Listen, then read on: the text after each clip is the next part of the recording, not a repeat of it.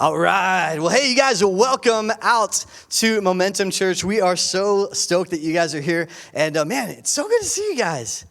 Have a good week? Yeah? Okay, cool. We're right on. So when you guys walked in today, in your chair, there's a connection card that looks a lot like this. I want to invite you guys to grab that, fill that out throughout the rest of the worship experience. Just lets us know how we can pray with you, how we connect with you. And if you don't like filling things out on paper, no worries. We have a digital version of it as well. You can scan that QR code, follow the quick, easy steps on that, and that'll get us the same information as well. And so, hey, before we go, where's she at? Oh, I was like, my wife left. She's supposed to be on stage, and she's like, I'm out. So, hey, we're in a series called Peaks and Valleys, and I was like, she left? I'm going to tell our story without her. All right, perfect. So we're in a series called Peaks and Valleys. This is week number 3. First week, we talked a little bit about Joseph, and we talked about that in life, there's a process to the purpose, and there's a purpose to the process. I wish that it was easy. I wish it was A to B to B to C, and it was like done, just a straight line. This is so easy. But it's not like that, man. Sometimes it's like A, and then sometimes it's B, and then sometimes it's C and D. But ultimately, there's a process to that, and there's a reason for that. And so we say there's a process to the purpose, and there's a purpose to the process. And so I love that. If you guys didn't get a chance to hear that or connect with that, it's online. You can check that out. And then week 2, we talked with Will, this is his wife. We talked his story about how he was an atheist for a while and about how God showed up and moved in an incredible way. And so today, we're going to be telling our story, and then we're going to wrap it up next week with Brian. And so he's going to be telling his story. And so we intentionally did Peaks and Valleys during this season because we just finished Easter.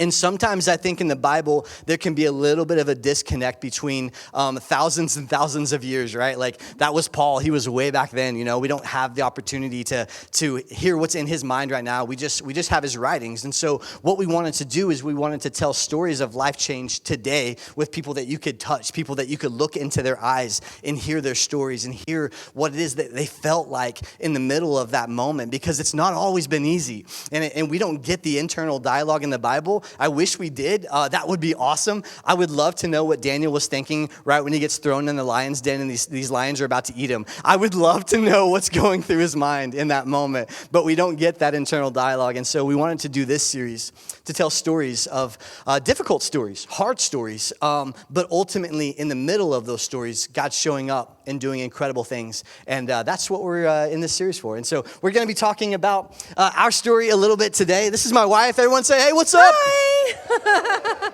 We've been married 19 years. I'm Andrea. She is Andrea. She does go by wife. I will say wife. I think I've said your name like 10 times. It's weird when I say it. We have a thing where where it's wife and husband, and it's our thing. But then we were student pastors for a while, and then the students started running around saying, "Hey, wife." I'm like, it doesn't work, bro. You can't. No, you find your own. It's not working. And so, but anyways, we've been married 19 years. We kicked off the service. We launched this church on January 25th. Our anniversary is January 20th, and so it was right before that. We celebrated 19 years, and it's always been easy. It's always been awesome. It's just been it's just been roses, and it's been You're awesome. Lying. So we're gonna kind of tell our story briefly, really quick. We're gonna talk about how we met real quick, and then we're going to talk about a promise that we felt was kind of ripped away. And so we're going to dive into that really quick. And I'll let you take that part of how we met and all that fun stuff. How we met? Okay, so it's super crazy because Ryan and I, it's weird saying your name. I agree. Okay, I will henceforth be known as husband throughout the rest of the worship experience. So husband and I, that's weird too. It's weird. Okay, let's go with Ryan. Let's do Ryan. So Ryan and I, we had all these same friends growing up but never met. So that was like super weird. And went to the same college at some point, but not at the same time. We kept barely missing each other. It feels like our whole life, we just kept barely missing each other. It's because God wanted us to wait to meet till he was ready. What she's really saying is she's been chasing me my entire life. Maybe. When you hear the story, you might agree. So I was away at college in Tulsa, and then he started volunteering in the student ministry at my church. So when I got home for summer break and started helping out in the student ministry again, I got to meet him, and I met him, and I went home and told my mom, oh my gosh, I met the man I'm going to marry. And he did not feel the same way. She was like, hey. He did not feel the same way. So we got closer and closer, became best friends, started hanging out all the time. Don't make it awkward. I love you so much. So we got closer and closer, started hanging out all the time, and he ended up becoming my best friend. And when you add best friend to feelings, then it was like, okay, I really like this guy. I know I'm supposed to marry him, really like him. I'm going to tell him. And that was against everything that I believed. I felt like a guy should pursue a woman, not the other way around. So I was really stepping outside of my box. How did that phone conversation go, It did by the not way? go well. So Okay. I called him. I was super nervous. I called him. I was like, I'm going to tell him I like him. Okay, so I called him. And I'm like, I really like you. I don't even know what I said, but it was really fast. It was like that. And he went, I'm going to have to call you back. I was on the other line. Seriously, I really was. Yeah, so I went there and I was like, looking at the phone, just waiting. My heart's beating, and I'm just waiting. Okay. Anyway, so he finally calls me back, and he was like, so what were you saying? He made me say the whole spiel all over again. And Tell me again how awesome I nervous, and I'm am. talking really, really, really fast like a little squirrel. And then I finally I like you, and I don't know what to do about it, and I don't know how you feel. And then he laughed again. He laughed at me twice. And one day, he laughed at me, and he said, I'm sorry, I don't ever see it happening. Oh, I don't see it happening. Yeah, that's exactly The his whole response. room just deflated right now. You're a pastor. And I was like, it's cool. We can be friends. And so we go on about our friendship. We're hanging out even more. And I was like, okay, I can't do this. This is hard. I know I'm supposed to marry you, but you don't feel the same way. And I'm going to call him and tell him I can't be friends with him anymore because I can't do that. So I call him and I was like, hey, I really like you and it's too hard to be around you. I cannot be friends with you. And what'd you do? Yes, he laughed again. Hold He on. laughed again. Yes, you did. That's like worse than being in the friend zone. She broke up with our friendship. I But didn't you do laughed anything. at me. I poured my heart out, and you laughed at me. Anyways, so I don't see it happening. So you laughed, and he said the same line. I'm sorry. I don't see it just don't see it happening. happening. I care about our friendship. And I was like, all right, I'm done. And so we go to church. We're youth sponsors together, working in the student ministry. And I'm ignoring him because we're not friends anymore. I'm ignoring him, and I'm sitting in a chair like this, and he comes over and he starts kicking my foot. And I'm like, leave me alone. We're not friends. I didn't say that, but I'm like, why is he bothering me? We're not friends anymore. Anyways, we get in the worship service, and I'm worshiping hey, God, I'm just giving this to you. I'm worshiping, and this lady, one of the other youth sponsors, she taps me on the shoulder, and she said, you're running from something God has for you. And I'm like, dang it, he's the only thing that I have said no to. So I prayed and I fasted for 2 weeks, but then nothing happened, absolutely nothing. And so it's fine, I'm going to go back to school, and I'm going to date some guys, and it's fine, I'm done. And anyways, so he came up to school one time and was like, hey, you want to hang out? And I'm like, no, I'm going on a date. For real, I was on a date. You are not waiting for me to call. No, I was not. So that was kind of the first time he started calling. So then he started calling, and we started talking daily. And so our relationship got even closer. And this time I didn't say no to it because I really felt like that was what the Lord had for me. And I went home for spring break, and we hung out like we normally do. We lived further away, so we'd have this middle point that we'd meet. And then we'd meet there, and then he'd drive us around to hang out or whatever. And so he took me back to his car, or took me back to my car, and then it was cold, so he heated up the car for me. He's such a gentleman. He heated up for me, and then we go to say goodbye, and he gives me a hug bye. And I was like, oh my gosh, he's never hugged me. This is great. And so then I turn around, and then he grabs my arm, and no joke, he pulls me in and kisses me. It was like a movie kiss, and I cried the whole way home. I was so excited. I was like, yes, Jesus! I knew this was what you had for me. But he got home, and you had a conversation with your mom, right? I'm still trying to decide if you cried because it was a good kiss. I don't know. It was a I great made kiss. my wife cry when I kissed her. Okay, it was so beautiful. I'm just kidding. I was just, man, I don't know. I guess subconsciously I was just fighting it the whole time, and my mom and I had been talking about it kind of off and on. And I go home that night, like I just didn't. She was so different than what I normally went for. I was like the cheerleader, so different. She's up to my height, like just different, completely different. And so I go home and I walk in and my mom's in the kitchen. I'm like, oh. She's like, why? What happened? I was like, I don't want to talk about it. She's like, what happened? I was like, I kissed her. She's like, yeah. So I was like, well, I liked it. And she goes, it got real serious and looked at me as only a mom can do, who's like, leaning into like that moment, right? And she's like, you're not going to find anyone better than that. And I'm like, okay, that's true. It's true. And then we got married the next day. No, I'm kidding. So then we hung out the next day, and he kisses me again, and I'm like, okay, I don't just kiss. So I was like, this means we're a thing, right? And he's like, oh, you got to focus on school. You should just focus on school. And I'm like, I am focused. This is happening. And so then we stayed together. That was in spring break, and then he proposed in July. So I did. God yeah. spoke to me. So we got married on January 20th. We need to move the story forward. We got married on January 20th, and no, it was great. People are laughing. It's fantastic. It's good to. Because you guys don't really get to hear these like candid stories all that much, and so I'm having fun with this. So we get married January 20th, and we both. Can I tell you, like, life hit when we got married. Like, I grew up in a church. I grew up in a safe home. I did not know what life was. I did not know what pain was. I had not experienced anything. We get married the first week of our marriage.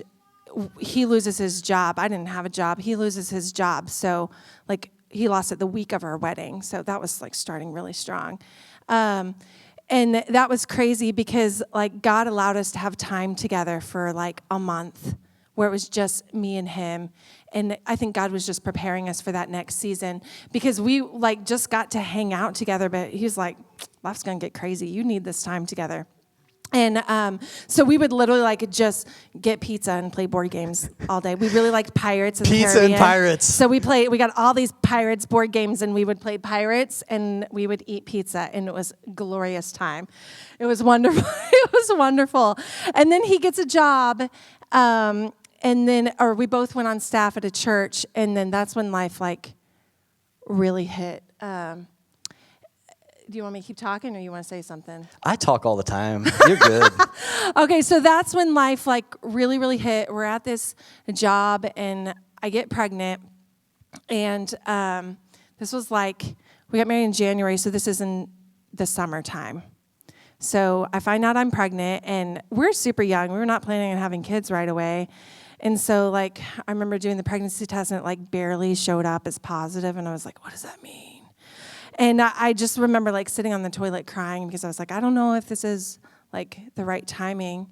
But before that, God had given me a dream of having a son.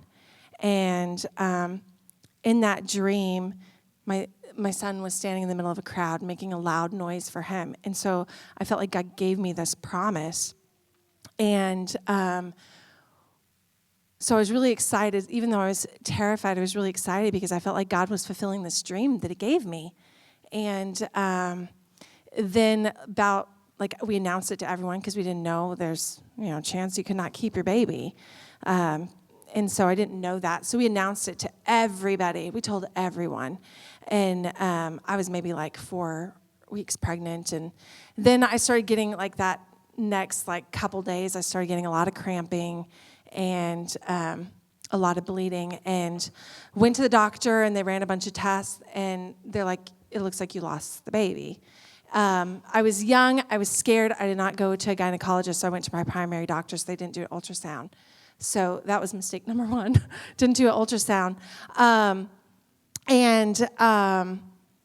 Anyways, I just remember like going through that and remembering like seeing, not to get graphic, but like when I'd see the blood, when I go to the bathroom, I just remember weeping and feeling like God just ripped that promise out of my body. And like that was really hard to swallow because I grew up, believing that God was an amazing God who like gives you dreams and promises, and I hadn't experienced pain, so I knew that he let people walk through things, but I hadn't ever walked through anything, so I was really angry and really broken, really frustrated to lose that baby, because I feel like that promise was stolen. And anyways, so we get the results back, and they're like, barely pregnant, and we talk to them, and they're like, your HCG levels, so it looks like you lost the baby. So we're like, okay, they didn't tell us to do ultrasound. We moved on with our life, and then we took the students to youth camp, and one day, one of the evenings at youth camp, I think this was like the first night or second night of youth camp. Yeah. We did not make it very far into youth camp. The first or second night into youth camp, I was feeling like really weird. I was like, I don't know what's wrong. I feel like I need to like go to the bathroom, or like, I just felt off. And I didn't know if I needed to eat. I tried eating. It didn't make me feel better. And I was like, I'm going to go lay down. And I went and I laid down. And then all the girls ended up coming back into the room. And I remember one of them talking to me, and we were like mid-sentence, and then I felt the worst pain I'd ever felt in my life, and I couldn't speak. All I could do was like double over and like fall on the bed. And so they legit started freaking out, because they were like, oh my gosh, what happened? And they're talking to me, but I'm not responding because I'm in so much pain. And then so they call Ryan, they call the nurse, and Ryan didn't believe them. They thought they were playing a joke. Yeah, because I was just talking with her, right? And we're hanging Yeah. out on the bench. We had hamburgers and stuff, and then we're joking or whatever. And she's like, I'm going to go lay down. I don't feel well. So she goes back, lays down, and I get this phone call like, hey, Pastor, Ryan or Andrea can't move. You got to come here and talk to her. I'm like, ha, ha, ha, play a joke on the new youth pastor. And so they're like, no, seriously, a cart is coming to get you for you guys to go to the hospital, which is a unique situation, because we came in this big red bus. They called it the Big Red Bus. So kind of like Clifford's the Big Red Dog, this was a Big Red Bus. They dropped us off and left. We couldn't go anywhere, even if we wanted to go anywhere. And so we get there. They come over there. They grab me in a golf cart. Everyone's there. They're taking me back. They're like, hey, your wife is... she's not good. And so they're like, you should probably go to the hospital. I'm like, come on. I'm like, and I look at him like, oh, you're really not good. And so we end up having to borrow this person's vehicle. We don't even know them. They give us their vehicle. We aren't from this area. This is hey, put it in Google and find it. We don't know. So it's dark. We're in someone's vehicle that we don't know where it is. It's raining, and this guy like gives us this map to how to get there. We're like, we don't know we've never been there. And so we're like trying to like follow this map that like Siri's not telling us anything. She's very silent. And so we're trying to follow this map, and we get there finally to the hotel, and I pull, not the hotel, what? It's a very expensive hotel. It's one that's really not that fun. They don't even have a pool there. And so we go to the hospital, and we get there, and then they immediately just start checking her out. Yeah, so I get there, they're asking me all these questions. They're like, well, when was the last time you had your menstrual cycle? And I started breaking down because I hadn't had one, and then I had to tell the story. And it was like reliving that all over again. And I don't know the time that had passed, but it was a few weeks. But so reliving all that brokenness again, like I haven't had one and all that kind of stuff. So they had a bunch of concerns. So they did laparoscopic surgery. I ended up having an ectopic pregnancy that burst. And if you guys don't know what that means like the baby doesn't form in your uterus, it forms in like a tube. And so my tube exploded inside of me, which is very, very dangerous. A lot of people die from that. And so not only that, but I also had appendicitis. So the tube that exploded was on the same side that I had appendicitis. And then I also had a cyst the size of a softball on my left side. So I had a major surgery. I didn't know what was going on because they like gave me these heavy drugs because I was in so much pain. And I was like, oh my gosh, these lights are amazing. They're amazing. I didn't really like grasp everything that was going on because I was like so heavily drugged because I was in so much pain. But anyways, they took me back into surgery, and then I woke up and the surgery went well, obviously, because I'm here. Thank you, Jesus. Yay. The surgery went well, and And then when I woke up, I remember waking up like super cold. And I thought that was normal for surgery, but I've had another surgery since then, and that is not normal. So I lost a lot of blood. So I legit almost died. And so that was very traumatic for my body, very traumatic for my emotions. And then I couldn't walk really because they had to cut me up in so many different places. So like I couldn't walk. And so they'd give me like a little walker, and then they sent us home right away because usually they would have kept me, but since we didn't live there, they went ahead and allowed me to go home. But we lived on like the second or third floor of an apartment, and I wasn't allowed to take stairs for like 2 months. And so that's how long like the recovery was. It was like 2 or 3 months. So we moved in with my grandparents, which was a huge blessing because my grandmother had experienced that kind of loss before. She had like 2 stillborns. She'd had like 5 miscarriages. So she knew that loss, and she was able to hold my hand and walk me through it. There's one little spot that you missed that was really, really important. So there's 2 doctors that we were meeting with in this whole process, and one doctor was not a Christian, and he's like, "Hey, you're never gonna have a child again. Like it's done. You're never gonna do that." And so this is the first person that we meet with, and she meets, and so now it's like this promise that God's given. This guy saying, "You're never gonna have a kid again, and it's not ever gonna happen." And so then we're like, "Oh my gosh!" The shock of that kind of settling in or whatever, and then the promise being further, ripped out, and then it's it's like that doctor solidified that promise was never going to happen, and that's what the enemy tries to do.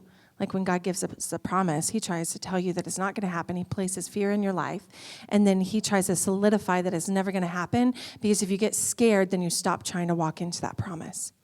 Yeah. And so then a couple of days later, we end up meeting with another physician, and who was a Christian. He's like, "Oh no, you guys can totally have a kid, and so it might be a little while, but 6-8 months or whatever, but you can try. You guys can totally, it's possible." And we're like, oh, "Okay, cool." So we chose in the middle of that moment to listen to the voice of hope and of. You chose. I struggled with that. I'm a better person than she is. I love Jesus more, which is why I'm the pastor. I'm kidding, kind of. No, I'm kidding. I'm kidding. Just step down off that platform. So good. I love church. Anyways, so then it came time to the recovery time, and we're at my grandparents' house. She's speaking life into me. She's praying over me. I let my mom think everything was fine. Like my mom thought I was fine. She was like, "You're doing great. I'm so proud of you." And like inside I was not. I was doing really, really, really bad. And I wasn't even like having the progress physically the way that I should, because I was so mentally destroyed by everything that I was walking through. He would come home and he'd be like, "We're supposed to walk." And I was like, "I can't walk. I'm still hurting." And that was true, but it was true because like before God could heal my body, like he had to heal my mind. Like I couldn't even like get out of bed to even think about getting better because I was so depressed and I was so frustrated. And to be honest, I was angry at God because I loved the Lord with all my heart, but I feel like he took that promise from me, and I thought it was cruel, and I was mad, and I was angry at him, and I did not understand, like, how can you let this happen to me? So I didn't understand. I was really, really, really frustrated. And I couldn't sleep laying down in the bed, so I slept in a recliner. It hurt too bad to lay down. And so I slept in a recliner, and I was watching TV. But at that time, like in Oklahoma, we're in the Bible Belt. So at that time, we're from Oklahoma, for those of you that don't know. So this is all happening in Oklahoma. In that time, late at night, the only thing that was on TV was like TBN, which was like Christian television, and it was sermons and messages. And our pastor was really big on TBN, so he was actually on, and I was like, well, this is the only thing on, so I guess I'll watch my pastor. And he was talking about storms and walking through storms. I'm like, great, this is this is exactly what I need. I was so frustrated. I was like, I don't want to hear about you walking through a storm. I'm in a storm and I'm frustrated. I just want to be mad. That's what I did. I just wanted to be mad. And the devil wanted to isolate me to that anger, because if I could stay angry, then I would have never walked forward into the promise that God had for me. And so I was super angry, and I remember sitting there, and I don't even know what was said or done on the TV, but I felt the Holy Spirit say, he was like, you have a choice. You can either be mad at me for the rest of your life, or you can come to me and you can let me heal you. And I was like, fine. I was like, that sounds like an easy choice. And I was like, okay, fine, I will let you heal me. But that was really, really hard. But I made that choice. I was like, I am going to let God heal me. And he did. And it took a long time. It took probably over a year before that healing really took place. Even after I received that promise, I still struggled with that frustration. And it was like I was completely torn down, and God had to rebuild me from the ground up. And that's sometimes what happens when you go through traumatic situations. Like, everything that you believe gets flipped upside down, and you got to relearn it all. And I did. I had to relearn everything. I had to relearn how to trust in God. I had to relearn my faith in Him, and it built this. I had to rebuild this whole relationship I had with Him, and it was extremely beautiful because He built me up stronger than what I was. Because I had to learn how to rely on Him and have faith and trust in Him when things don't work out. And that was a beautiful, beautiful moment.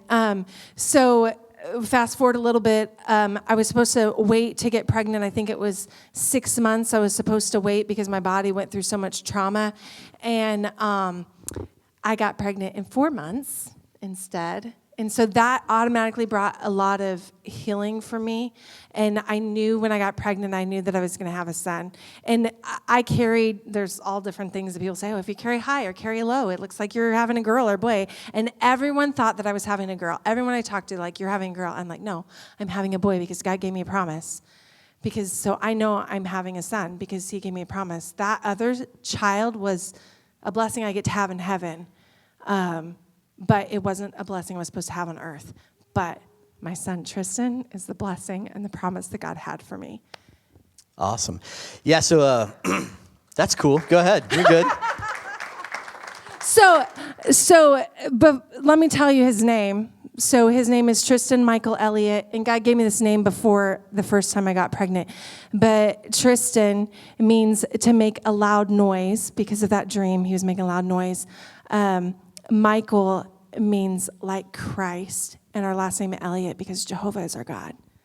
So his name is what that promise is. It represents that promise. So every time I say his name, like, that's that promise revealed. And so it's super amazing. And then we'll move on. But anyways, I just want to say that. Yeah. So that was really cool, and he's really become that. There was he was that from the moment he stepped out of my stomach. Like, he stepped out of your stomach. That's how they do it in Oklahoma. It's a little different. It's taken off though. He was born. So good. Aren't you glad I came on the stage? I'm so glad that you're here right now. I'm having so much fun. So anyways, but yeah, it means to make a loud roar for God. And it was funny because one day I pick him up and we're driving home from school, and the moment he gets in the car, it's like, bah! I'm like, he asked like 1,000 questions before I could even ask one. And I'm just like, hey man, did you guys have recess today? Yeah, we did. Why? And I'm like, oh man. I was like, hey kid.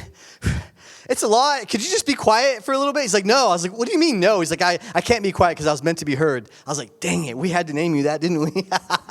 And we did. We ingrained that in from the moment, he was born. We always told him, the story, the promise, and we told him what his name means. And so we've always told him, you are a lion, and you were meant to roar for Christ and make a loud noise for him. So we've always instilled that from a really young age. So that's why he responded that way. Yeah.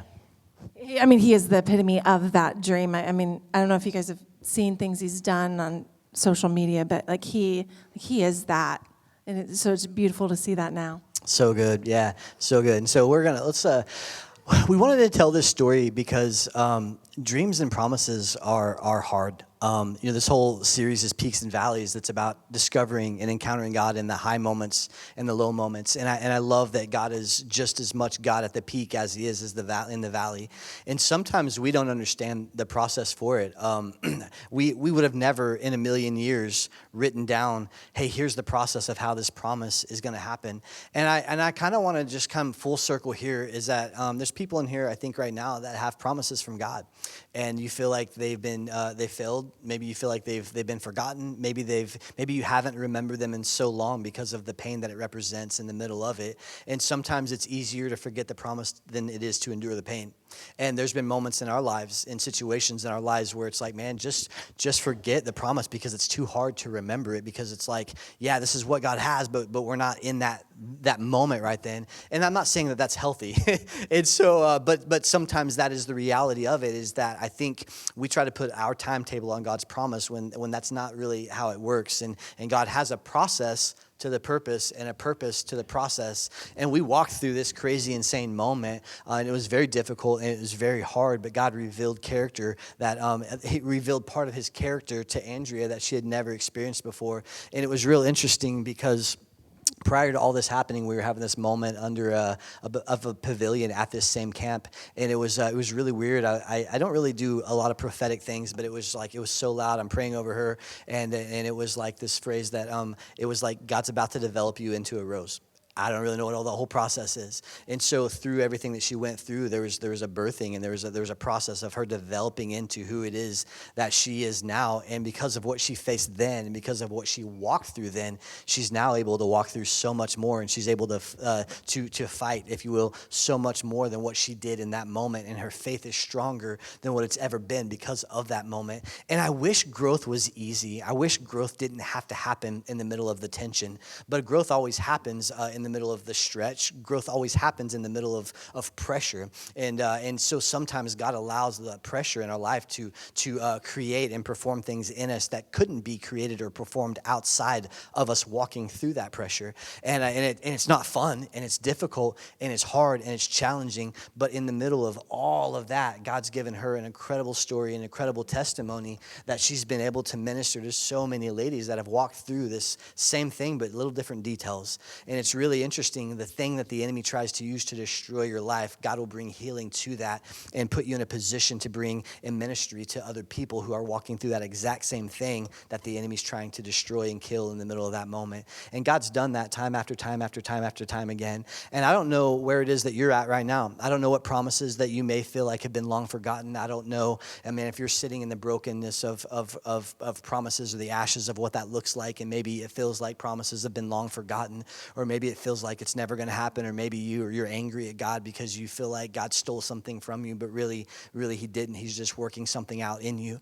And I just want to just pray over us right now. I don't know where you are. We're not going to have every individual person come up here and say, yeah, here's my pain. But the reality of it is that every single one of us probably has a level of pain that we've walked through, a level of moment when we've gone through things that we feel like were promises from God, only to it be a nightmare in the middle of that moment. But that doesn't mean that it's the end of the story. And I wanted to really drill that in, that this isn't the end of the story. This isn't the end of the story. Last week, we kind of hit that a little bit with Will's story, that Jesus stepped into Jairus' story, stepped into the woman with the issue of the blood and turned all of that around. And that's not the end of their story, and this isn't the end of your story.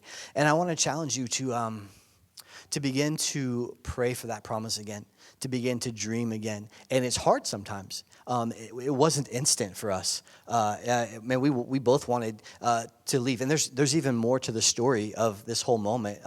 We got asked to resign at the student ministry that we were at because we stood on truth. Because a person said that Jesus didn't want to die for us, and he said that some whole crazy other chaos stuff happened, and so we stood up and stood against that, and then we got asked to leave, and that's all happening at the same time. And then we're leaving, and all of a sudden this church is spreading lies everywhere we go that, oh, they're getting a divorce. That's why they're left. They don't love each other anymore. They're getting a divorce. We're like, no, we're actually pregnant.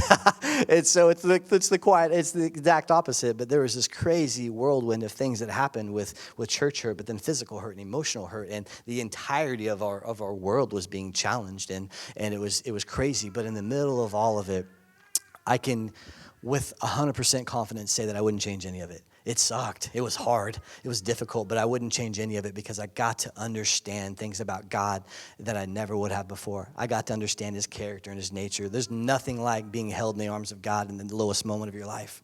Nothing like it. There's nothing like him coming in the brokenness and healing you. There's nothing like it, and it's incredible. And so I just want to pray over all of us really quick as we're wrapping up, because I know there's people in here with dreams.